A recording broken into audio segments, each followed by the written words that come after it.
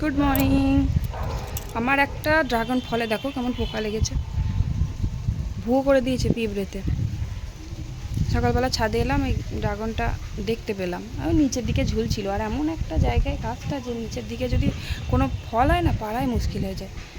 যাই হোক, ওটা পারলাম, আর এখনও পাকেনি, একটু কাঁচা আছে এদিকটা। ঘরে রাখলেই পেকে যাবে, নরম হয়ে যাবে, কিন্তু পোকা লেগে গেছে, একদম ভুয়ো হয়ে ফুটো করে দিয়েছে, একদম চারিদিকে ফুটো করে দিয়েছে। ভেতরে ভালো আছে কি জানি না। যাই হোক, আমার কাজ হয়ে গেছে, আমি ভাতও বসিয়ে দিয়ে এসেছি নিচে। আজকে না গঙ্গার জল আনতে যাব, গঙ্গা চান করতে যাব। এবার যদি ভালো দেখি জলের অবস্থা, কারণ এখন না কী বলতো, গঙ্গা জলে পাট পাট পচানো থাকে, পাট পচা জল যেটা বলে। যদি নোংরা থাকে জলে তাহলে চান করব না। আর ওই গঙ্গার ধারে যেখানে সবাই চান করে ওইখানে সব পাট দেয়। আর যদি ভালো দেখি জল তাহলে চান করব। এমনিতে আমাদের গঙ্গার জল নেই, পুজো করতে অসুবিধা হচ্ছে, জলের জন্য জল শেষ হয়ে গেছে। ওই জন্য জলে পুজো করার জন্য জলটা আমাকে অন্তত আনতে যেতে হবে। গঙ্গা চান করাটা মেন কথা না, কিন্তু গঙ্গার জলটা আনতে যেতেই হবে। ওই জন্যই যাবো, টোটো করে যাব, অনেক যা আছে ঘরে সব তুলে নিয়ে চলে যাব, ড্রাম, জলের বোতল যা আছে সব নিয়ে চলে যাব, একবার ভর্তি করে নিয়ে চলে আসবো। আর গঙ্গার যে বালিটা হয়, ওই বালিটা এত মিহি বালি হয় না, যে ঠাকুরের বাসন মাজতে ওই বালিটা খুব ভালো, খুব ভালো হয়। ওই জন্য আমরা যখন গঙ্গা চান করতে যাই না, ওই বালিগুলো একটু একটু করে নিয়ে আসি, ঠাকুরের বাসন মাজা যায়, খুব ভালো হয় বাসন মাজা, আবার কড়াইও মাজা যায়, কি দারুণ। আর পুঁই শাক তুলতে এলাম, অনেক কটা ডাল বেরিয়েছে, আর নিচ থেকে দুটো তুলবো আর এখান থেকে দুটো তুলবো। পুঁই শাক এই মাছের মুড়ো দিয়ে করবো। চলো পুঁইগুলো তুলি, আমি ভাত কিন্তু নিচে বসিয়ে দিয়েছি। আর এখন উনুনে রান্না করা অসম্ভব, উনুনের অবস্থা খুব খারাপ। গ্যাসে রান্না করছি, নিচের গ্যাসে ভাত বসিয়েছি। আর নিচের গ্যাসটা না একটু সমস্যা করছে, লিক করেছে। ওই আমাদের নিচের গ্যাসটা না লিক করেছে, মানে ওই যে নিচে মায়ের গ্যাসটা, ওই গ্যাসটা লিক হয়ে গেছে। পাইপটা তো লিক হয়েছে, আবার ওভেনও কোনো সমস্যা করছে, যার জন্য প্রচুর পরিমাণে গ্যাস বেরিয়ে যাচ্ছে। গ্যাসটা জ্বাললেই না ধপ করে জ্বলে উঠছে, শঁ করে আওয়াজ হচ্ছে। আবার পাইপটাও লিক হয়ে গেছে, ফেটে গেছে পাইপের মুখের কাছে, ওভেনে যেখানে লাগানো থাকে ওই মুখটা ফেটে গেছে অনেকটা। তো ওটা আবার আমার বর ক্লিপ দিয়ে মানে ঠিকঠাক করে লাগিয়ে দিয়েছে, কিন্তু তাও কোথাও দিয়ে হয়তো গ্যাস টেস বার হচ্ছে, প্রচণ্ড গ্যাসের গন্ধ আসছে। যখন সিলিন্ডার অন করছি তখনই গ্যাসের গন্ধ বার হচ্ছে। তো ওই জন্য না ওই গ্যাসটা জ্বালতে আমার খুব ভয় লাগে, মানে বলা তো যায় না কোথায় কী হয়ে যায়, ওই জন্য গ্যাস জ্বালতে ইচ্ছা করে না। সেদিনকে কী হয়েছে জানো তো, গ্যাসটা আমি জ্বেলেছি, মানে ওভেনটা সিলিন্ডারটা অন করে ওভেনটা জ্বেলেছে, ধপ করে না আমার হাতের এই মানে কবজি অবধি আগুন লেগে গেছিলো একবারে, মানে সঙ্গে সঙ্গে আমি হাতটা মানে সরিয়ে নিয়েছি তাই, আর সাথে সাথেই সিলিন্ডারটা অফ করে দিয়েছিলাম। মানে কী যে হচ্ছে গ্যাসটা বুঝতে পারছি না। আর আমার উপরে গ্যাসে রান্না করতে গেলে খুব অসুবিধা হয়ে যায়, উপরে সব বয়ে বয়ে নিয়ে আসতে হয়, জল ধরো উপরে আনা থাকে না, জলটা নিয়ে আসতে হবে, মশলা হ্যান ত্যান অনেক কিছুই উপরে নিয়ে আসতে হবে, উপরে রান্না করা হয় না। তারপরে ওই উনুনে রান্না করতে পারছি না, বৃষ্টির জন্য উনুনটা ভিজে, তার জন্য সমস্যা হয়ে যাচ্ছে খুব। দেখি, আমি জানি না কোথায় আমি কি রান্না করবো, তবে আমি গ্যাসেতেই ভাত বসিয়েছি, নিচে গ্যাসে ভাত হচ্ছে। আর আমি এলাম ছাদে পুঁই ডাঁটা পাড়তে, ওই ইলিশ মাছ ছিল, সেই ইলিশ মাছগুলো রয়েছে ফ্রিজে, তো ওটা আজকে আলু দিয়ে ঝোল করব। আজকে আর কচু বেগুন কিচ্ছু নেই, তো ওটা আলু দিয়ে, আর একটু ঝিঙে আছে, ঝিঙেটা আমাদের জমি থেকে নিয়ে এসছে, ঝিঙেটা দিয়ে একটু ঝোল করব। আর পুঁই ডাঁটাটা মাছের মুড়ো দিয়ে একটু মানে ইয়ে করবো, চচ্চড়ি করব।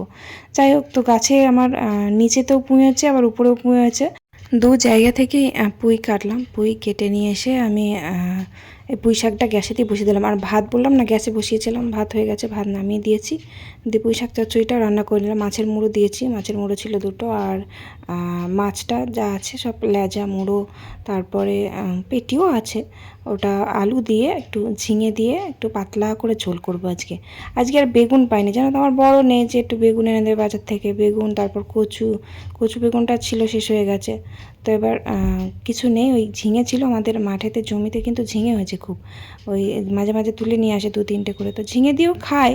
ঝিঙে দিয়ে মাছের ঝোল ভালো লাগে খেতে, যে কোনো মাছের ঝোলই ভালো লাগে, ঝিঙে পোস্ততেও ভালো লাগে, মাছের ঝোলেও ভালো লাগে। তো মাছ দিয়ে ওই ঝিঙে দিয়ে আজকে একটু ঝোল করব পাতলা করে।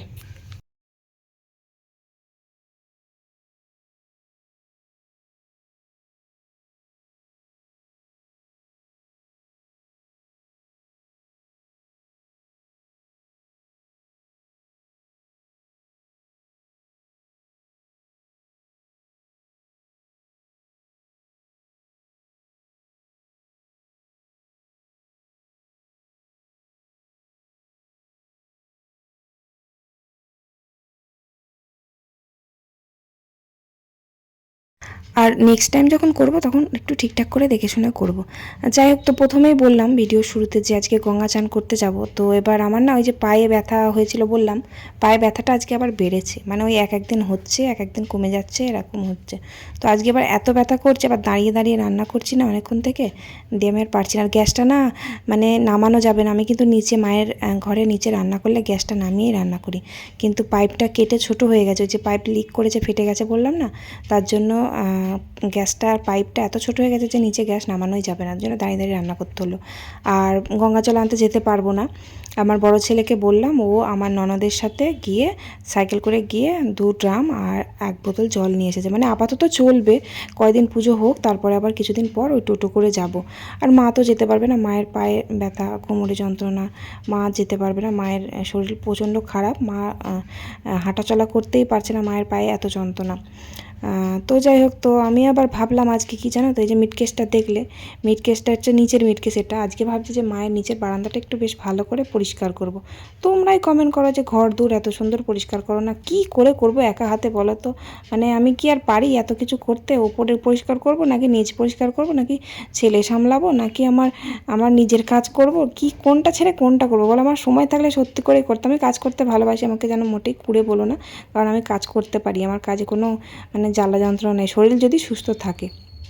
যাই হোক, তো আমার ওই নিচের ঘরের মিটকেসটা বারান্দার, ওই বারান্দার মিটকেসের উপরটা একেবারে সিমেন্ট, মানে যে ঢালাইটা করা থাকে ওই ঢালাইটা উঠে, মানে অনেক দিনকার তো, ঢালাইটা উঠে একবারে গর্ত হয়ে গেছে, ওখানে কিছু পড়লে আর ঝাড় দেওয়াও যায় না, মোছাও যায় না, এবারে ভিতরে ঢুকে যায়। তো মা বলল যে একটু সিমেন্ট আছে, ওই সিমেন্টটা না উপরে একটু বুলিয়ে দাও, মানে একটু গুলে নিয়ে। তো আমি ভাবলাম দেখি আজকে একটু মিস্ত্রিগিরি করি, দেখি কেমন হয়, পারি কি না। তো আমাদের কুর্নিশ আছে, ওই যে দেখো কুর্নিশ, যেটা দিয়ে মিস্ত্রিরা কাজ করে, সবই আছে, মিস্ত্রি যা যা কাজ করে, সেই যে কড়াইগুলো হয় না, সেই কড়াইগুলোও আছে, সব কিছুই আছে। তো বাড়িতে টুকটাক কাজ সেগুলো আমার বর করে, এখন সময় পাচ্ছে না, তাই ওর মানে খাওয়ার টাইমও নেই, এমন কাজের চাপ এখন। তো তার জন্য আমি ভাবলাম এত বাজে দেখতে লাগছে জায়গাটা, তাহলে একটু সিমেন্ট দিয়ে দেখি ঠিক করা যায় কি না। এবার আমি যখন নিচে ছিলাম না, পুরো টিপটপ করে রাখতাম এই বারান্দা, কিন্তু দুটো সামলাতে আর পাচ্ছি না, একেবারে মানে কাজের চাপ হয়ে যাচ্ছে, ছেলেকে খাওয়ানো দাওয়ানো, মানে দুবেলা ছেলেকে খাওয়াতেই আমার অর্ধেক সময় চলে যায়, খেতে সময় লাগে, তারপরে রান্না বান্না আছে, ধোয়া মাজা, আমার উপর ঘর পরিষ্কার করা, প্রচুর কাজের চাপ, আমার বসে থাকার টাইম নেই। তারপর দেখো ওখানে আমি ওই মিটকেসটার উপর একটু শুধু সিমেন্ট দিয়েই করছিলাম। তারপরে জেঠু বাড়ি আসলো বাজার থেকে, জেঠু এসে বলছি মা শুধু সিমেন্ট দিয়ে করছো কেন, বালি দিতে হয়, বালি না দিলে ফেটে যাবে। নাও, জেঠুর কথা শুনে আমি এক মুঠোর বালি দিয়ে করছি, আর ওটাকে সমান করতে পারলাম না, মানে বেশ কী সুন্দর সানের মতন একদম কুর্নিশ দিয়ে প্লেন হয়ে যাচ্ছিলো, কিন্তু সেই জিনিসটা বালি পড়ার পর একবারে মানে দাঁত মুখ খিচিয়ে গেল একদম। তো আমার বরকে বললাম, আমার বর যখন বাড়ি আসলো, আমার বর বকছে, বলছে কে বলেছে তোমাকে বালি দিতে? আমাদের জেঠুই তো বললো বালি দিতে, জেঠুর কথা শুনে বালি দিলাম, দিয়ে বলছে বালি দেয় না, শুধু সিমেন্ট দিয়েও হয়, ফাটে না। তাই কখনো ফাটে? স্নান করার সময় কি শুধু সিমেন্ট দিয়েই তো করে, উপরে ফেটে যায় কি? তো এবার ওই জায়গাটা মানে সুন্দর করতে গিয়ে, তবে খুব খারাপ লাগছে না, তবে ওটা যখন টেনে নেবে না তখন আবার ভালো লাগবে, একবার শুকিয়ে যাবে একদম। তারপরে এই নিচের বারান্দাটা একটু ভালো করে পরিষ্কার করে দিলাম, যে সে ডাইনিং যে টেবিলটা বাবার জন্য আমি এনে দিয়েছিলাম, এই টেবিলটা না উপরে তেল পড়ে পড়ে, মানে যে উপরে একটা চিক দেওয়া থাকে না, পলিথিন দিয়ে ভালো করে পুরো মারা থাকে, ওটাকে আমি টেনে ছিঁড়ে খুলে ফেলে দিলাম, একদম মানে কালো তেল চিটচিটে হয়ে গেছে, ওটা তুলে ফেলে দিলাম। আর আমি যে মেলার থেকে 2টো টেবিল কভার কিনেছিলাম না, টেবিল ক্লথ, সেই তার মধ্যে একটা আমি আমার টেবিলে পেতেছি, আর একটা মাকে দেবো, মা এই টেবিলে পেতে দেবে, তারপরে নোংরা হবে, প্রতিদিন পরিষ্কার করে নিতে পারবে। আর ওই পলিথিনটা, আমি নোংরা পলিথিনটা তুলে ফেলে দিয়ে ভালো করে টেবিলটা একটু সার্ফ দিয়ে ভালো করে পরিষ্কার করে দিলাম। তারপর বারান্দাটা ভালো করে একেবারে জল দিয়ে ঝাঁটা দিয়ে ধুয়ে দিলাম সার্ফ দিয়ে, তেল চিটচিট করছিল। আর আমাদের ফ্রিজটা দেখে তোমরা মোটেই ওরম করো না, ফ্রিজটা একদম রং চটে গেছে, ফ্রিজ একদম পাল্টানো দরকার, তবে জানি না কবে পাল্টানো হবে, ফ্রিজের রংটা একেবারে চটে গেছে, তাই ওরকম দেখতে লাগছে। যাই হোক, নিচের কাজ সমস্ত কিছু কমপ্লিট করে দিয়ে আমি উপরে এলাম। আজকে কিন্তু সকালবেলা পুজোটাও করতে পারিনি, আজকে সকাল থেকে মানে পেটে দানা পানি নেই, আমার কিছুই খাইনি করিনি আজকে। আমি না খালি পেটে খুব বেশি কাজ করতে পারি, পেটে ভাত পড়ে গেলে মানে ভরা পেটে আমি আর কোনো কাজ করতে পারি না। তো এবার আজকে চান করিনি কেন সেটাও আমি বলছি। আজকে চান করিনি সকালবেলায়, কারণ আজকে বলে না, কিছুদিন যাবৎ আমাদের উপরে বিড়ালটা থাকে না, যে মিনুপুষি বিড়ালটা, তোমাদের দেখতে পাও ভিডিওতে, মাঝে মাঝে মাছ কাটি তখন আসে, ওর দুটো বাচ্চা আছে। ওর দুটো বাচ্চা আমাদের উপরে সিঁড়িতে থাকে, জানো তো। দিয়ে এবার প্রত্যেক দিন আমার পা মোছার মধ্যে পটি করে দেয়, প্রত্যেকটা দিন আমি পরিষ্কার করি, আজকেও সেম। তো এবার আমি তো ধরো ঠাকুর পুজোটা করতাম না, মা করতো। এবার মায়ের পায়ে ব্যথার জন্য পুজোটা আমি করছি। তো এবার ওই জন্য সকাল সকাল আমি চানটা করে নিই, কারণ ঠাকুর উপবাস থাকবে সারাবেলা, ওই জন্য সকালবেলা চান করে পুজো করে নিই। তো বিড়ালটাকে আমি কয়দিন নিচে নামিয়ে দিয়েছিলাম, নিচে পটি করতো, এখন আবার উঠে পড়েছে উপরে আবার দেখছি কালকে রাত্রে আবার পটি করে দিয়েছে। কাল রাত্রে করেছে না ভোরে করেছে জানি না, আর খালি পা মোছার মধ্যেই করে। ওই জন্য ওটা পরিষ্কার করতে হবে, পরিষ্কার করলে তো আমাকে মাথা ঘষে চান করতে হবে, ওই জন্য আমি আবার বেলায় ভালো করে এই যে কাজটা সেরে নিয়ে তারপরে কেচে কুচে নিয়ে তারপর মাথা ঘষে চান করলাম। প্রথমে তো ভেবেছিলাম আমি গঙ্গা চান করতে যাব, ওই পরিষ্কার করে দিয়ে গঙ্গা চান করে এসে তারপর ঠাকুর পুজো করব। কিন্তু আমার খুব বেলা হয়ে যাচ্ছে বলে বড় ছেলেকে বললাম তুই পুজোটা করে নে, অনেক দেরি হয়ে যাচ্ছে, এতক্ষণ ধরে ঠাকুর উপবাস যাবে। তো আমি ওই জন্য ওকে ঠাকুরের বাসনগুলো মা ধুয়ে দিল, ও পুজোটা করে নিল। তারপর আমার তো বেলা হয়ে গেছে, 2টো 2:30 বেজে গেল। আজকে আমার চান করতে করতে হয়ে যেত তাড়াতাড়ি, ওই যে নিচের ঘরটাগুলো পরিষ্কার করলাম, মিটকেশের উপরে সিমেন্ট বালি দিলাম, ওর জন্য একটু দেরি হয়ে গেল। তা যাই হোক, তো বেলাও হয়ে গেল বেশ ভালোই, খাবার খেতেও দুপুরে খাবার খেলাম 3:30 4টের সময় ভাত খেলাম। কাজ করতে করতে না বসে থাকতে ইচ্ছা করে না, তখন বলে এই কাজটা করি ওই কাজটা করি। তারপরে উপরে সিঁড়িগুলো মুছলাম, অনেক টুকটাক উপরে কাজ করলাম, করে তারপরে চান করলাম। আর জামা কাপড় ছিল অনেকগুলো, কাচলাম, কাচতে কাচতে আবার বৃষ্টি এসে গেছিলো, তো আমি আবার জড়ো করে রেখে দিয়েছিলাম। তারপর বৃষ্টি থেমে গেল, দেখছি রোদ উঠে গেল, তখন আবার মেলে দিলাম চান টান করে এসে।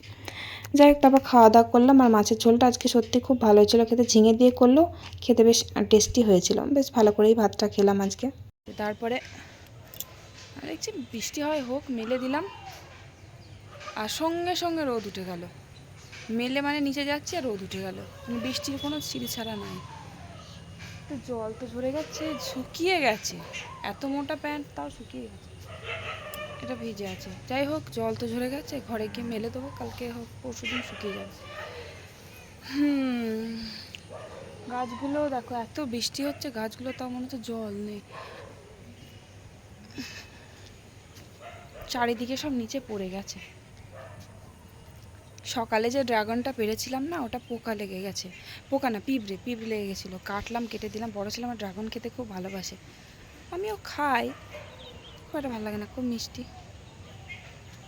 অনেকগুলো ধরেছে, কিন্তু বৃষ্টির জন্য বাড়ছে না, নষ্ট হয়ে যাচ্ছে, পিঁপড়ে লেগে যাচ্ছে। আবার মিষ্টি ফল না, পিঁপড়ে ধরে খুব। প্রচুর লঙ্কা হয়েছে গাছে, লঙ্কাগুলো পেকে যাচ্ছে, আমি সব লঙ্কা তুলব, জায়গা নিয়ে এলাম না, তো লঙ্কা হয়েছে দেখো,